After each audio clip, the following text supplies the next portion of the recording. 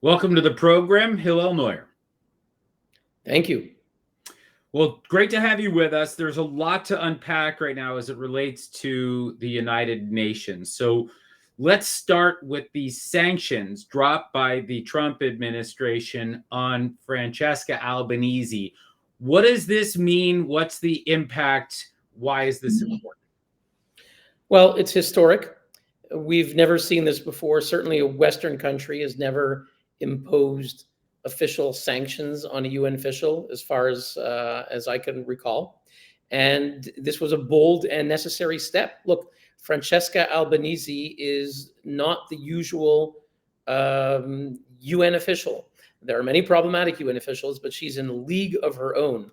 This is someone, to remind the viewers, who has said that America is subjugated by the Jewish lobby. So not 21st century anti-Zionism as anti-Semitism, but more 1930s anti-Semitism. She told the BBC, you have the Israel lobby in your veins.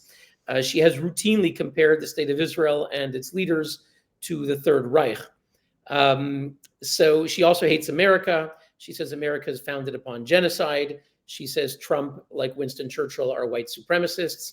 So she's a radical, extreme left-wing ideologue who comes from Italy. She studied at SOAS, which is a radical school in London. And she says strange things. She has said that the CIA and the Mossad carried out the Paris attacks of 2015, which of course was an ISIS terrorist attack that massacred journalists at a magazine called Charlie Hebdo, who had satirized religion, all religions, including at the time radical Islam. So she said the CIA and the Mossad carried out the attack. So she's a dangerous nutcase. And the UN complained when Secretary Rubio announced the sanctions. Said, well, countries should engage with the UN. Guess what? America and others engaged about her. They complained about her. Guterres received numerous complaints from the United States. He did nothing. They wrote letters to him this year. Both administrations had approached him. He did nothing. So, when she was up for a reappointment in April, the U.S. government opposed it. The House Foreign Affairs Committee, Brian Mast, sent in a detailed objection. The Human Rights Council threw the objections in the garbage. So really, there was left with no choice. This is someone who, her latest move was to call, I was there in Geneva at the Human Rights Council, when she issued a call to sanction U.S. companies, Google, Amazon, BlackRock, just all kinds of U.S. companies that have any connection with the state of Israel. And Secretary Rubio said, that's it, you're sanctioned. And I think it was extraordinary poetic justice. Days after she called to sanction the U.S., now she's sanctioned, and those are real. She may have trouble accessing her bank accounts, her credit cards, traveling. She's not going to be able to spread her poison anymore on the campuses of Georgetown, Princeton, Harvard, Columbia University's Barnard College, all of which last year invited her. Not just the students, the schools themselves had invited her. That's over, no more. Then that's, I think, good news. And I do think, at least as I've heard from folks that I've talked to in the Trump administration, that it was in fact her move to start to try to sanction major U.S. corporations. That was the red line for Donald Trump. Don't mess with trade. I think that is the big message. She took her mandate, whatever that was, way too far. But now I got to ask you about the rest of the UN. Looks to be trembling and crumbling in the wake of this designation, these sanctions. We've heard about the Human Rights Council. Navi Pillay is, I guess, one of the big names. She resigned. There was another guy that resigned, and then one more after that.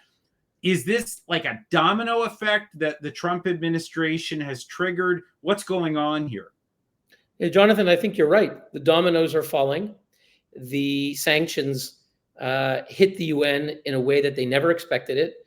Navi Pillay, who is an infamous UN chairperson of a commission of inquiry, I say infamous because she also hates America and hates Israel, and she was named absurdly in July 2021 to be the head of an inquiry on Israel after she had publicly lobbied governments to, quote, sanction apartheid Israel. She had written a letter to President Biden to blame Israel for its war of May 2021 with Hamas. And then she was named to head an inquiry that was going to look at that war, among other things. So it's really, Alice in Wonderland kind of kangaroo courts at the UN Human Rights Council. And just to add in how absurd it is, she was appointed by the president of the Human Rights Council in July 2021, appointed Navi Pillay. That person, her name is Najat Shamim Khan, then went to The Hague and was elected as deputy prosecutor in The Hague. Navi Pillay and her two colleagues, Chris Sidoti and Milun Kotari, went to The Hague to meet with deputy prosecutor Najat Shamim Khan after she was the one who had appointed them. So it's such a sort of incestuous conflicts of interests that just keep adding up. The point is, Navi Pillay got scared. According to news reports, she has family members living in New York, and she was afraid she would not be able to see them again. And because, the sanctions, they came under an executive order signed by President Trump in February, saying that anyone who cooperates with the International Criminal Court and going after American or Israeli officials can get sanctioned. And of course, as I just indicated, she went to The Hague to meet with the deputy prosecutor who had appointed her to hand them information to go after America and Israel. And then she got afraid about being sanctioned. According to reports, she cited other grounds. She cited age and health and other weighty commitments, but the timing, says it all. And then the other two followed as well, each perhaps for their own reasons. But no, it seems to me very clear, and that's what I was told by insiders, is that Navi Pillay certainly was frightened of U.S. sanctions. So that's another win when it comes to fighting UN abusers, because that's who these people are. Yeah, and it looks like sanctions actually work here. I mean, for all the people that say that we over-sanction, that we wield that power too much, it actually looks like this is having a direct and immediate impact on the UN, and I think that's laudable. I want to pivot for a second. We had recently Reverend Johnny Moore, the chairman of the Gaza Humanitarian Foundation, come on.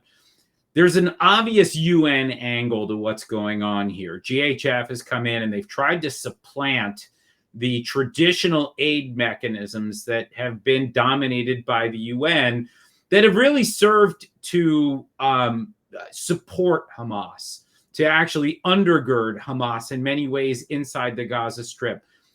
From your vantage point, as you watch this from Geneva, as you watch it from Turtle Bay, what's going on here? I mean, do you think that the UN is ultimately going to be undermined by this private sector initiative? Is the battle still kind of being fought to a tie? How do you view the impact of GHF right now? Well, I certainly hope that GHF does manage to undermine this toxic monopoly that basically UNRWA and Hamas have had on the population in Gaza. Let's keep in mind that UNRWA, however it began and whatever its origins were, in the past 20 years, certainly when Hamas took over the Gaza Strip, UNRWA became completely infested with Hamas. Our upcoming report coming out of UN Watch, it should be out in September of 2025, will document how the entire school system in Gaza and in Lebanon were infested with Hamas. And I'll just throw out two names that are well known to experts on this issue, but not to regular folks. One is in Gaza, Su'ail al-Hindi.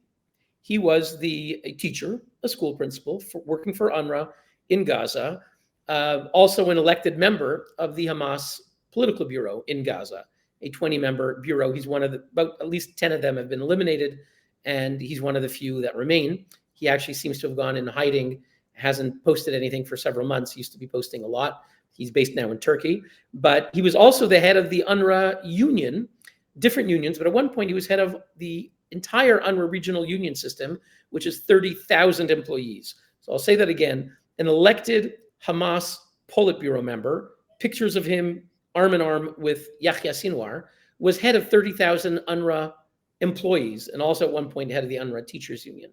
And he was forced to leave eventually when his election became public. Initially, UNRWA spokesman at the time, Chris Gunnis, said, no, we asked him, and he said everything's okay. He said it's not true. So, we've done our due diligence, case closed. And then when Israel and others pushed back, they sort of let him go. And then he officially ended his connection to UNRWA. This is about 2017, but de facto, he maintained his connection to UNRWA, and he has very close ties with the people who succeeded him, and our report will document that. Same in Lebanon. The head of UNRWA in Lebanon was Fathi Sharif. The head of the teachers union was Fathi Sharif.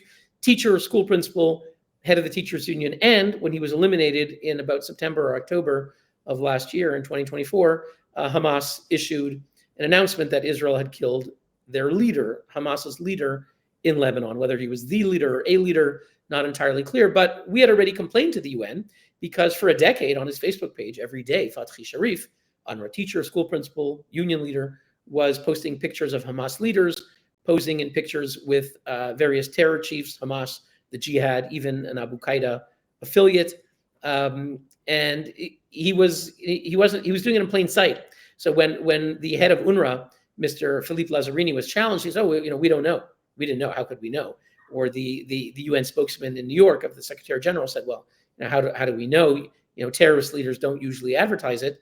He did. For 10 years, and every day on Facebook, he was posting pictures of him as basically some kind of Hamas leader. So to come back to your question, Hamas completely subverted UNRWA, and anything that reduces the monopoly that they have on giving out humanitarian aid, which really, they don't just give it out, they sell it. Hamas takes over the aid, they sell it, they use it to give aid to their fighters, and then the money is used to fuel their terrorism. And you saw how UNRWA freaked out in the past 2 months when this GHF, US Israel-backed entity was giving out 70 million meals, not through UNRWA, not through Hamas. They freaked out, and the rhetoric was, I've never seen more wild rhetoric coming out of a UN agency saying, "You're killing people, you're massacring people," when of course they don't mention that if it was in anyone's interests to have trouble at these distribution points, it was the interest of Hamas. So we'll leave it there. Yeah, I mean, really, it's been wild to watch. Last question before I let you go, Hillel. We talk a lot about the need for reform. We talk about all the problems with the UN. When you look around the Middle East right now, in particular, is there any place where the UN has a positive role to play? I mean, we hear about possible normalization between Israel and Syria, and maybe the need to deploy some kind of multinational force on that southern border of Syria, the northeastern border of Israel, a buffer zone. The multinational forces in Egypt, are they playing a role? Or are we just looking at the need to just wholesale throw this thing out and start over? I think people still struggle with that, right? Trying to maintain some semblance of an international community. Is anything worth salvaging? Well, that question has become certainly sharper in the past 2 years when the Secretary-General, Antonio Guterres, has shown himself incapable of bringing some seriousness to the conversation. In the past, the Secretaries-General, Ban Ki-moon, Kofi Annan from time to time, were able to push back against the alliance of dictatorships, 56 Islamic states who tried to dominate and subvert UN bodies. And sometimes you could have a meeting with Secretary-General that was serious, and he would recognize that the particular UN resolution wasn't very helpful, and that in his own way, he could try to put in some balance. Guterres has done the opposite. Right from the beginning of the October 7th atrocities, he said Hamas didn't operate in a vacuum. He listed alleged grievances.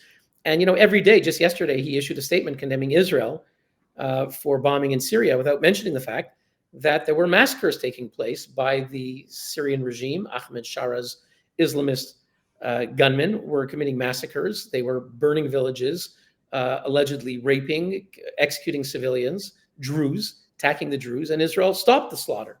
And he said nothing about the Islamists and their slaughtering of the Druze. Instead, he only had words of condemnation for Israel. So, you ask, can the UN be a serious entity here? Less and less. However, there's no question that from time to time, if Israel and Syria, for example, reach some new understandings, or in Lebanon, you do want to have some kind of third party who can help manage the peace. But sadly, the UN really sapped our confidence. And to be fair, we say the UN, and that's legitimate. But of course, the individual troop contributing member states weren't very helpful. When I saw in 2006 that Italy and maybe France and some other European powers were going to be contributing thousands of troops, you said, okay, this is real. And then you saw very quickly that Hezbollah maybe picked off one or two of them early on. And very quickly, the European countries realized they did not want to sacrifice a single one of their soldiers, and ended up playing some kind of a game where they looked the other way and let Hezbollah do whatever they wanted. So beyond the UN, of course, it's the member states themselves. So right now, the UN's not going away. There will be times when Israel, even Israel or America, may want them, but I'd say this is a narrower set of options than we thought in the past. Yeah, kind of grim stuff. Not really seeing a lot of hope there. No real glimmers for the UN, but we appreciate all the work that you're doing, Hillel, in holding their feet to the fire, speaking truth to power. I know you're alone out there in Geneva a lot in the wilderness, belly of the beast, as we say. I want to thank you, Hillel Neuer, for joining us today on the FDD Morning Brief. Thank you. I'm looking forward to having a new U.S. ambassador, Mike Waltz. Hopefully he'll be confirmed soon, and we'll have a strong U.S. presence to push back against the dictatorships, and having groups like FDD who lead the fight for principles on the world stage. Look forward to working with you guys together. Thanks a lot.